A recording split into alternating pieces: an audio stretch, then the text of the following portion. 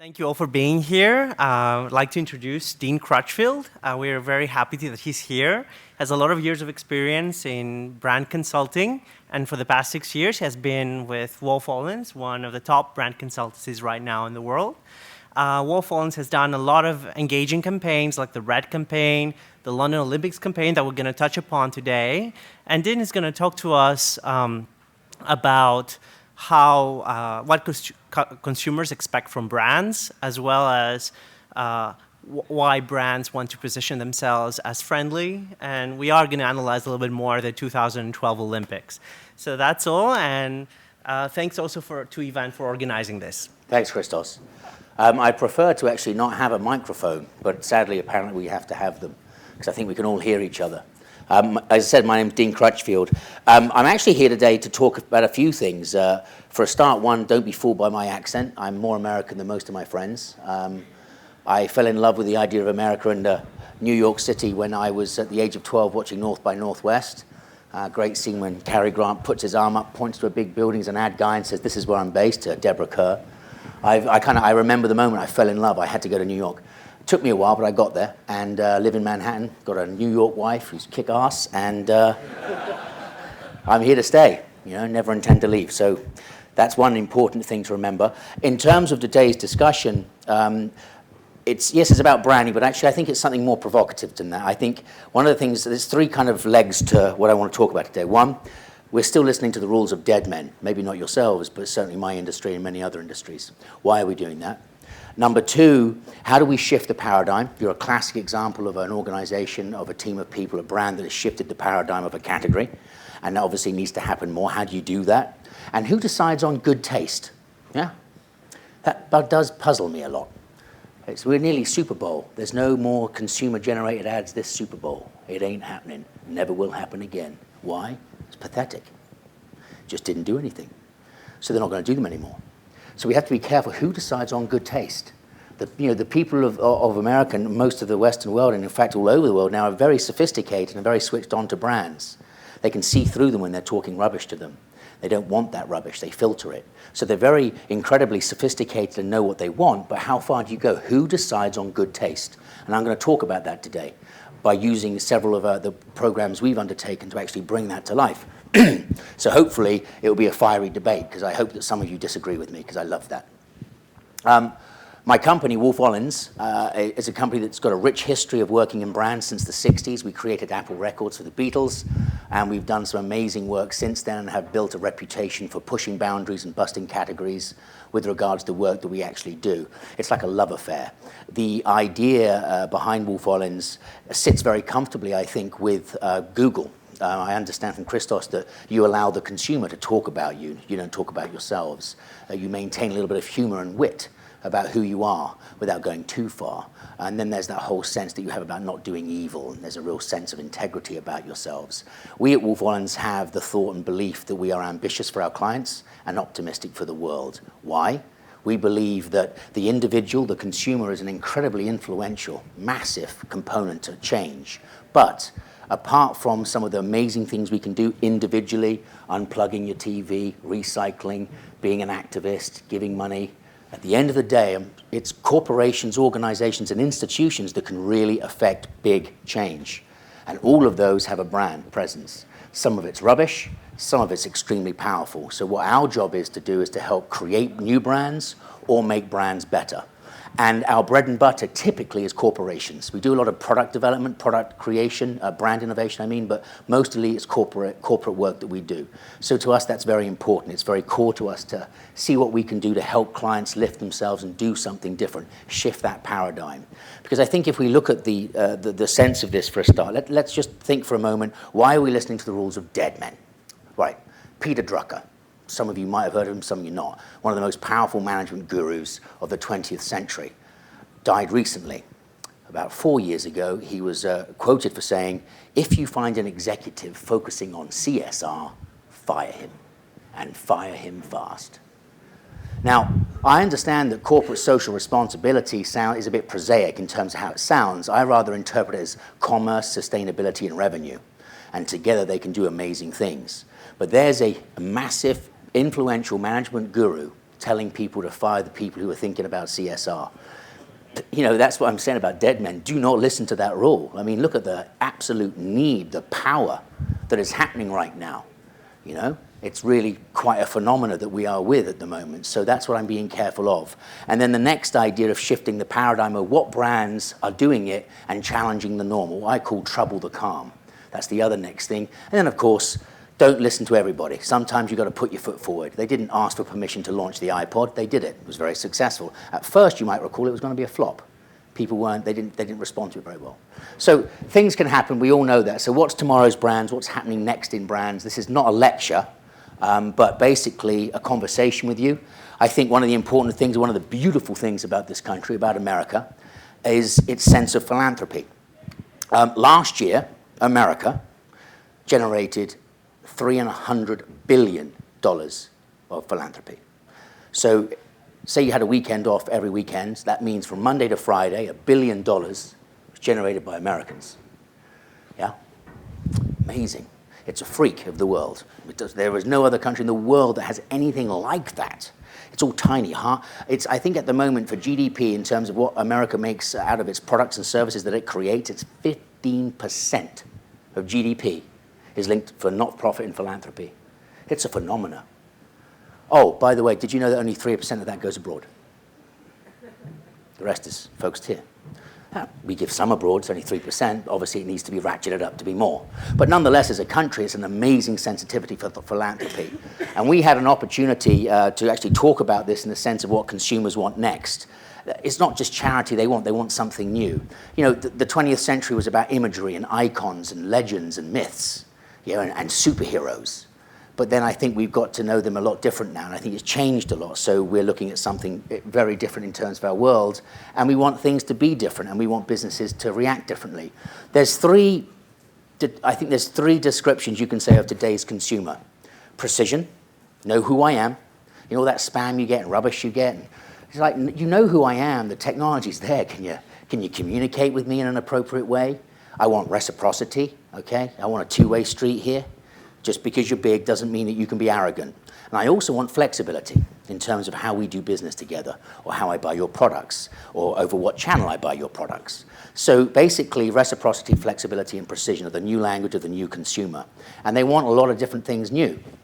I mean, I think that most importantly, we want brands that actually help us feel better, do better, get more out of life. It's very important to us that we do that. That's what we feel an affinity towards. And I'm speaking about myself as well. We're all consumers, right?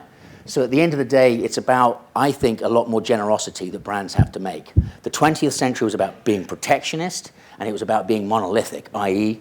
protect yourselves, vertically integrate. I might partner with you, but keep away, stick away.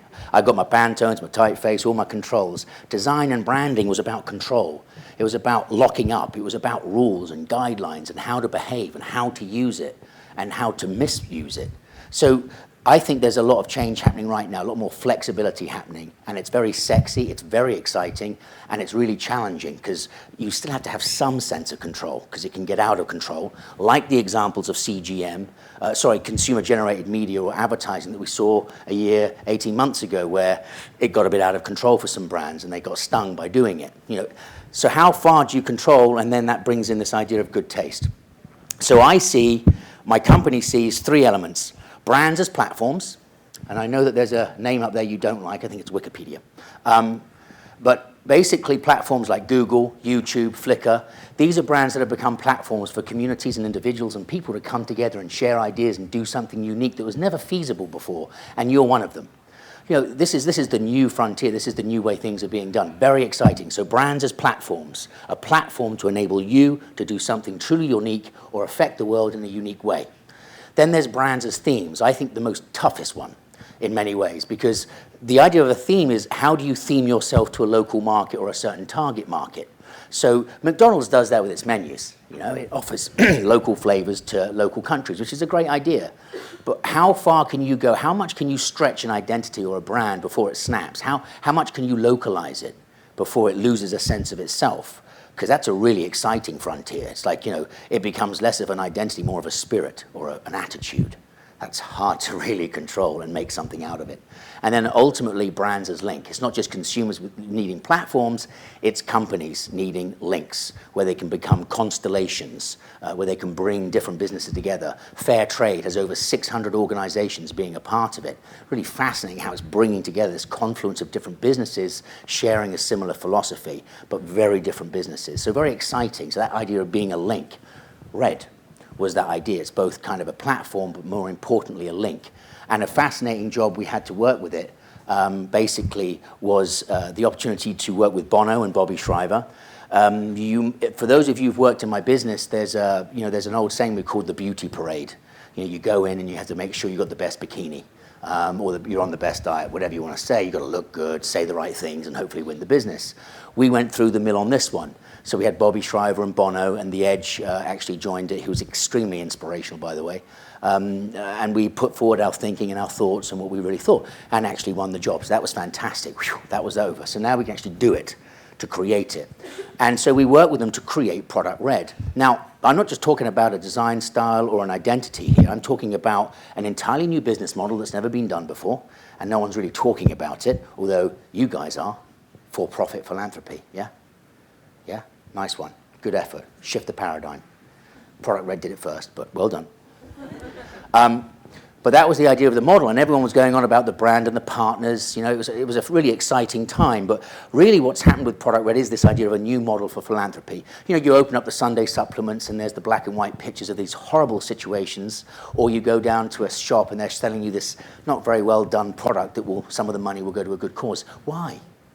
Why can't I buy something sexy and cool and give money at the same time as doing it? Yeah? So when we spoke to Bono about this passion he had about AIDS in Africa, which has been going on for years, we said there's an opportunity to really do something here. It's not about celebrities. It's not about this organization being a charity. It's about it being a brand that can partner with other brands and let them do extraordinary things. But for them to do extraordinary things, they have to impact themselves. Most businesses go, I'm a business here, here's my philanthropy strategy, I cut checks and off it goes. This was actually bringing a business to Red. So it was the business to the power of Red. And they would have to impact their portfolio somehow, their products, or create something new. So we created Product Red. The color of the red, obviously, is the color of blood, and the actual red is the color of blood. That was Bono's request. But what we were able to create was an entirely new brand that was going to be partnered by some of the biggest brands in the world. And it was a phenomenal kind of success. We've created a new business model. We've created 4 levels of partnership. We had the key partners already lined up, American Express and Converse and Emporio Armani and Gap, big partner. And Motorola came in. So those are kind of 5 partners who started it originally. And then from there, of course, we've had other great success going forward. Lots of press. This was nothing in comparison to what they really got in terms of the attention that it had. But we also created a whole new language. You see it's like Gap to the power of Red or Motorola to the power of Red. We call them the hugs. Okay, it's basically Red literally hugs the partner brand. If you think about the old days of the Olympics, everyone trying to stick themselves around it uncomfortably, getting as close as they can, this wasn't the case here. It can hug them. It can work so closely with them as a brand itself. If Gap has Red merchandise in its store, footfall increases 75%. Emporio Armani's line of Red products just sold out, just went. The iPod Nano has been a huge success for Apple. I mean, every time it gets involved, it does something special. And some of these brands are actually producing these goods or getting the materials from Africa, which is that would be the next big step, helping create infrastructure in Africa itself. So really exciting partnerships. And thank you very much, Google. Boom, lovely. That was a fantastic maneuver. Lego liked you the other day too, I believe. I saw the Lego. But that actually raises a really interesting issue. You see, it's that idea of not being so rigid about your rules. Christo was just saying about the fact that we have some fun, we allow the customers to talk about ourselves. There's a sense of some flexibility here. It kind of matches what you provide the world. And I think it's special that you do this kind of initiative, and we certainly appreciate it because, there was a quiet moment when the partners were up and they'd spent their money, and then it was like, who's next? And Google was actually one of the ones who dropped in and did a nice little gem for us. And MTV and Oprah Winfrey, it was all really exciting times. Now, Not that I like the word logos, but the New York Times said that's for our readers, that's what we're going to call it. But we were talking about brands to them, like Red, like Google's flexibility. What's happening next for brands? Remembering that reciprocity, flexibility, and precision regarding for consumers. What we're saying is, can the brand carry more of the message? No longer lockdown, monolithic protectionist as before with one singular point of view. Can it have many? And the New York Times like this idea of what we call container brands. And by the way, if you can give me a better terminology than container brand, I will be forever grateful. But it's the idea being it contains something that you can obviously change anything that's inside it. So that was the simplest one we could. An incorporated brand sounds a bit businessy, So if you can come up with a phrase, we'd really appreciate it. But the New York Times dived on it and said, I'm not changing it. We're going to call it container brands. And we're like, we don't want to be defined as the firm that created container brands. Anyway, that's what happened. So basically, how can brands hold more of the message? And it's an amazing kind of diversity. New York City, we work with Bloomberg and Dr. Off. New York City, 8.5 million people, 45 million come to it every year. It's not a corporation. I can't control how the cab driver greets you. In fact, it's quite likely he will not, as we all know. But New York City, nonetheless, is a brand with all its agencies, whether it's Brooklyn Bridge, the subways, the parks, the famous buildings, the FDNY, the New York Police. But they all run themselves independently. So how can a city look to those massive assets and somehow collate them in a way that could be very useful for generating revenue for the city, further building its reputation and its business attraction to businesses? So it was a big brief, but we were able to suddenly look at New York City. One, is it the city of New York, New York City, city of New York? No one could make the mind, so it's official now, it's NYC. That's the official mark of New York City. But looking at the brand, it was about there's only one New York City, but there's no one New York City. And that's because it's made up of all the perceptions of people. All of you here have, 30, 40, how many of you are, 50 different perceptions of New York. You have different touch points, different reasons to think of it in some way. And we were trying to reflect that. You can't reflect that in one simple solution. So we've developed, although it's yet to be fully rolled out, what we call infinite flexibility. From the actual device itself, you can move it in any direction. You can just use one letter. You can put any content inside of it, moving image, multiple images, anything. It's like this container brand idea, and it reflects and is suitable for New York City because it's this amazing confluence of everything happening. So a good reflection. We're currently, we're on TV. I can't actually say the other one we were talking about before, the country that we were talking about before. So I won't say that. So that would have been interesting, but sorry. The other one, for instance, working with Unilever, this is like P&G. These guys were getting clobbered a few years ago by P&G. They had 2 boards of directors in 154 countries. Those 154 countries, which is 300 boards of directors, reported to 12 regional boards of directors. And those 12 regional boards of directors reported to 2 corporate boards. Whew. So it's pretty slow. And they also had over 1,600 brands. Okay? So the focus was, one, they didn't have a cause. We were invited to a pitch where they were saying, look, we need to kind of get a consumer face. Maybe we need a tagline, some advertising messages. And we basically had the guts to turn around and say, you need a cause. You lack a cause.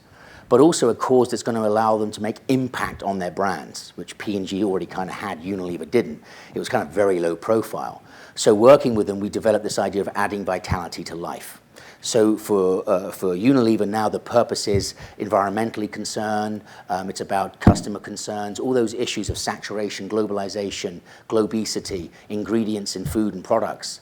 All these things become very paramount now to Unilever, and it needs to show that consumer face to the world. So we devised a scheme where the idea of Unilever's actual identity itself contains 25 stories, but they're all about benefits to the environment.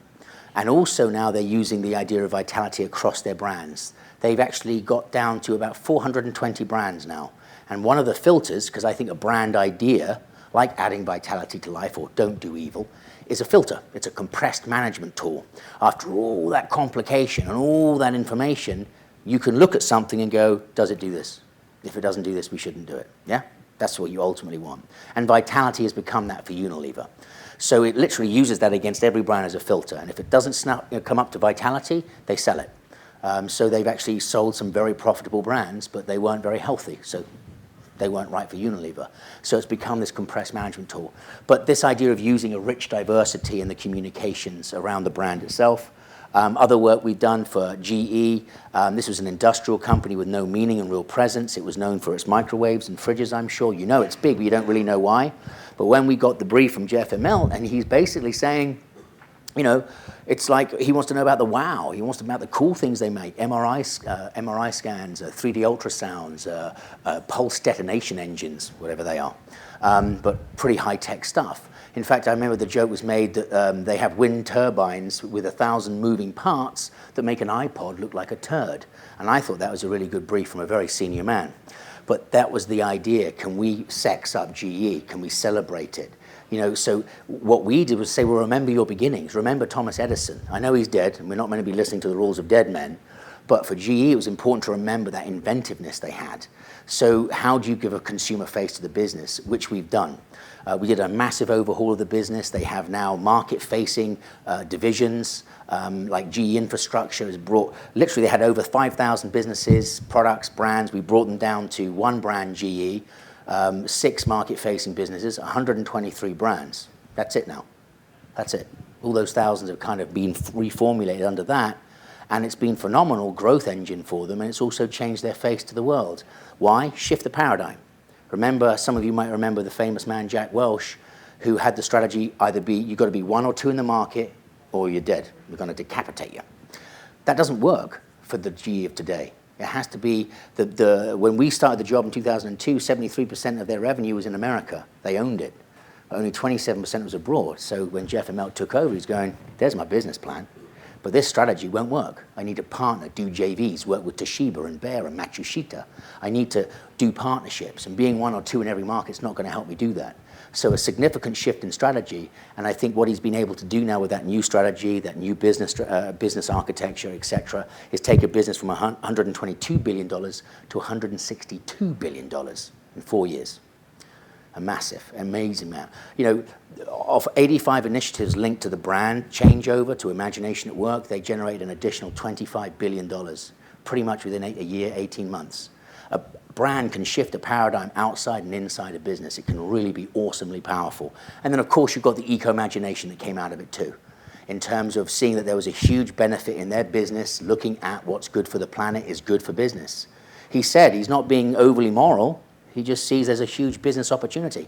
Back to the point, you know, it's about, you don't have to be guilted to do philanthropy. You can make money. In fact, actually, if we made money more like you guys with Google and for-profit philanthropy, I reckon we'll clean up a lot more mess quicker than the other way. Shift the paradigm. But when Red actually launched, basically it was criticized. People were like, what do you mean they're making money? How come they're not giving every penny? People were upset, angered, because they didn't understand. It was like, well, what's wrong? I mean, these guys are making money and they're giving millions to the global fund. So it's shifting a paradigm we need to do. And then I'm going to move fast now on the big job that I wanted to talk to you about, which is 2012. This one, to me, crashed everything. I loved it. It was like a real kind of dog's dinner out there. We had all the media going wild. In fact, actually, the New York Times called this the best example of Web 2.0 ever. We became the most infamous brand business in the world. But I think I'd like to say the most famous brand business in the world, eh? Any publicity is good, right?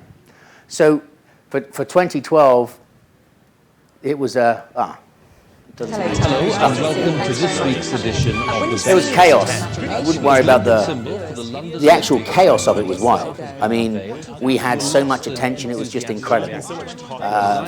We had people in our building. It was like being paparazzi Britney Spears. I mean, our creative director had cameramen running down the road after his children, taking pictures of them, and my chairman was accused of sleeping with the sports minister of the UK. Never even met her before in his life. It was amazing stuff, and we've never received so much publicity ever. But it just shows you how emotional people are. But this was worldwide, not just UK. Everyone had opinion. Yeah, everyone had an opinion on it. You know, what's this about? And it's fascinating because while this was happening, we were in a bit of a jam because the strategy when we approached the Olympics was everyone be Olympic. Yeah, everyone's Olympics, everyone be Olympic. We thought the Olympics was becoming quite elitist, quite staid, quite static, and it needed to change. It wasn't just about 2 weeks. It wasn't about the gold medal. It was about everybody, all of us, young kids especially, getting involved. So we created a solution that we thought answered that. But of course, everyone went wild, because one of the things that happened was, one, the IOC has to be very respectful of Beijing 2008, totally understandable. But their lawyers said 2 weeks before the launch, we can't show the strategy. And that's that container brand idea. Inside the 2012, you're meant to take the bits apart. You can stick anything in them. You can move them around. You can turn them into little characters. So, but then the lawyers called us 2 weeks before saying, oh, you can't show that now. And it's like, what do you mean? So we're going to show a flat-colored 2012. And everyone's, this is not the strategy. But that's what we were told. Tough. That's the way it's going to be. So it was a real calamity that we weren't really allowed to show our strategy, which was this idea of everyone's Olympics, and therefore make the brand itself something that everyone can use, work with, from a local school to Coca-Cola, in any way they wanted to. So to really bring it alive. But I think you'll like this one. London unveiled its official Can you turn it up? Olympic logo, and I've got to tell you, I am not a graphic designer or artist. I don't necessarily understand the nuances of composition, your negative space, these types of things. But I do know what it would look like if a slot machine went down on a stop sign.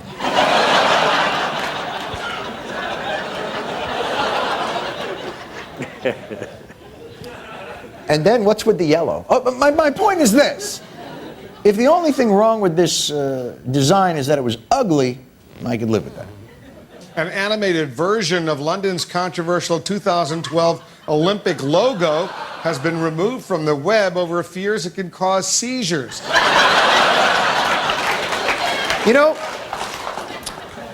There's an old saying in the ad game, try not to give people seizures.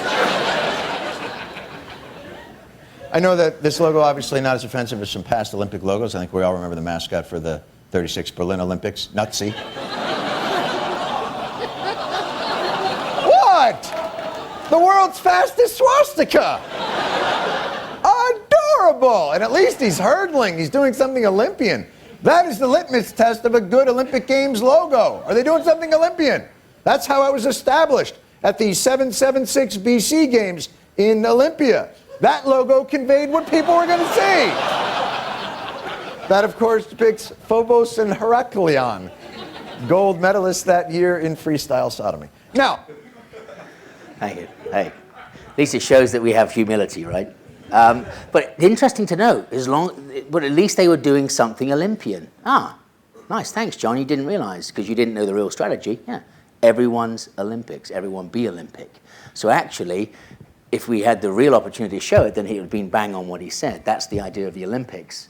So it's a big step change. That's what we were looking for. The idea behind it, I'll let you know, it's a little top secret stuff, just to show you how simply and sublime it can be to get an idea, as you all know. A simple gem of an idea was our creative director, Patrick Cox, was, and I only heard this just recently, was at a wedding of a friend that he'd known for years. And so he turned up at the wedding, and the groom, who was his friend, had the most ridiculous haircut he'd ever seen in his life. It was all jagged, it looked like something out of the Flintstones. It was all kind of deliberately cut in a really ugly way. And, I mean, like, really ugly. And it's his wedding. So he obviously had to say, John, what's with the haircut? And he said, I looked at all the photographs of everybody over the years, like we all do, and he said, you could date them to exactly the year of when they had the wedding. And I thought I'd mix it up. So I cut my guy's hair so bad that you'll never be able to work out when it was. But what that gave Patrick was an idea of, who's got the brief. It's like, we were going to mix it up anyway and mash up the Olympics, and I'll explain why. But that was the inspiration behind the buzz lines of the 2012, was somebody's haircut at a wedding, or the groom haircut at the wedding. So big step change. You can read, I'm not going to write them off. But basically, it has a certain way of doing it. It lasts 2 weeks, you either get gold or you're out, all that kind of attitude, is kind of elitism, stoic, staid. Kids don't get it. The youth aren't really involved in that way. It's TV-based, and you're looking at it, and you're usually an adult, okay? And obviously on the right is what we thought it should be, and that was part of the pitch. But about people, it's every day. It's not just sport. It's a way of living. It's about nations coming together. It's a whole massive event in that way. Kids should love it. It should be on the street. They should be using it, doing things on the street themselves that are linked to the Olympics. How do you let them do that? And of course, it's for everyone. That was the idea. In fact, actually, recently, it was quite funny because Patrick was at an AIGA conference recently, and he was sitting next to the guy of the Beijing Olympics and the guy from the Chicago Olympics bid, and he pulled up this slide, which is, we weren't going to have any stars or kind of brushes or leaping people or, kind of nationalism, all the flags waving and nostalgia. And apparently the guy who did the Chicago one lifted his shirt over his head, because basically that's what he'd done. And the guy for the Beijing Olympics was kind of looking the other way. We didn't do it intentionally, but basically, yeah, they've got the leaping guys, the typical, usual, normal, it will be over in 2 weeks and done. We want this one to last a long time, be relevant for a long time. So it had none of this at all. That was the idea. That was the brief. And as I would like to say, it's a product of, I think, disobedient London. Do something new. It has an attitude about itself that wants to be something different. But as we said right at the beginning, brand next, people want something different. This is not about just doing something different for the sake of doing it. We actually believe it needed to happen. It needed to shift the paradigm of what you see the Olympics to be. Can it be universal, totally recognizable around the world? Can you own it? Can anyone own it? But most importantly, audacious. Can it have real energy? Some real fire, put some real genius. And so that's how the mark was born. And it's been successful, but so far we haven't actually been able to illustrate its full ability in terms of being this content, this container that allows for total flexibility inside it. And it's amazing how some people are using it. There you get a sense of it in a way, how you can start to have fun, localize it, put your kid's family inside it, whatever it is, really change it up, really do something with it. And then I think at the end of the day, you can use it to carry messages. It's something to me that I think it's kind of aggressive, it's got guts, it's got grit, and you're not going to forget it. And I think that's what's also awesomely powerful about it. And also it's the first time in Olympia history where we've actually done the same mark for the Paralympic Games too. So I think that's also a little side benefit of what we've done. But the idea we're putting forward to them is a whole host of different touch points, whether you lay out the tracks that way. It has lots of flexibility that was thought through as part of the concept, that you could do this with it. Put it on Second Life, use it in a new way. Basically, it's the forbidden logo. That's the nickname of it. And we've got this typeface that we've created. Everything's been done, so it's edgy. It's called the buzz line. It's like a buzz cut, remember? Haircut, the buzz cut kind of idea. So this is the idea of it, the whole kind of look and feel. But I think what's really powerful, how it could be used in architecture and merchandising, you see it's starting to come alive now because you start to break it up. You bust it up, and you kind of create a whole vernacular around it, which is part of the power. So how do you adopt and adapt? And I'm now very close to finishing. We can have our, hopefully, debate about it. Could you turn up, please?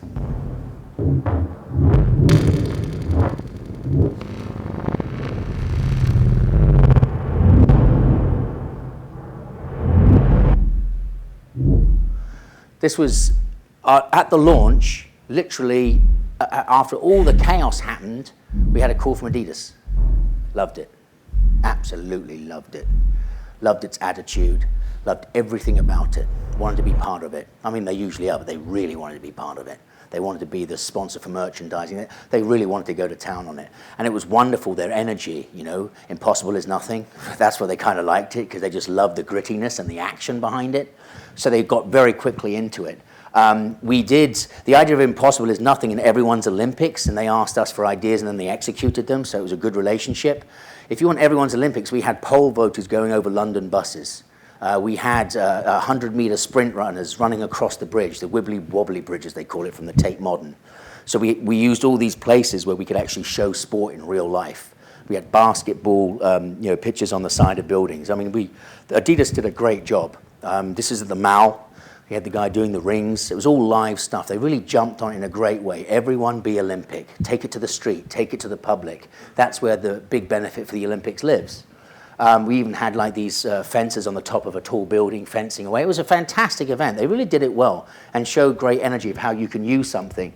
But even some of the others have done different. This is Lloyd's TSB. It's one of the biggest banks in Europe. And basically really grabbed hold of it too. So suddenly after all those complaints, after all that buzz, after all that upset, some kind of funky businesses getting up to it, but also some very conservative businesses taking it on, wanting to be part of it. And that's that coalition again, that idea of a confluence of brands coming together against a singular cause, and actually doing things. I mean, for instance, this would never happen.